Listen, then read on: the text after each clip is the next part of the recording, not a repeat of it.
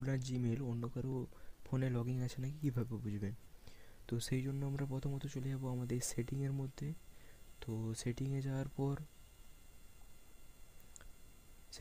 পর আমরা এখানে আমাদের সববার নিচে অপশান থাকবে গুগল বলে, গুগলের উপর আমরা ট্যাপ করব। তো গুগলে যাওয়ার পর এখানে যে আমাদের জিমেলটা আছে এই জিমেলের উপর আমরা ট্যাপ করব। তো জিমেলে যাওয়ার পর গুগল অ্যাকাউন্ট বলে অপশানটা আছে, গুগল অ্যাকাউন্টের উপর যাব। গুগল অ্যাকাউন্টে যাওয়ার পর আমরা এবার দিকেটা সরাবো এবং এখানে দেখব যে সিকিউরিটি বলে অপশানটা আছে, এই সিকিউরিটির উপর আমরা ক্লিক করব। সিকিউরিটির পর আমরা নিচের দিকে যাব, যে এখানে আমরা দেখতে পাবো ইওর ডিভাইস বলে অপশানটা আছে, ইওর ডিভাইসের উপর ক্লিক করব।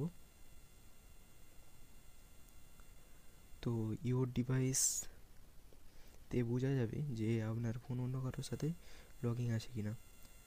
তো আমরা এক মিনিট, তো আমরা এখানে দেখে নিতে পারবো, সব ডিটেলসে বলে দেবে এখানে আপনার ডিভাইস কারোর সাথে লগ ইন আছে কিনা।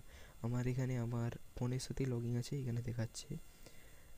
কবে লগ ইন করেছি সেটাও দেখিয়ে দিবে, নিচে দেখতেই পাবে 2024। এখানে আমি আপডেট করেছিলাম ফোনটা।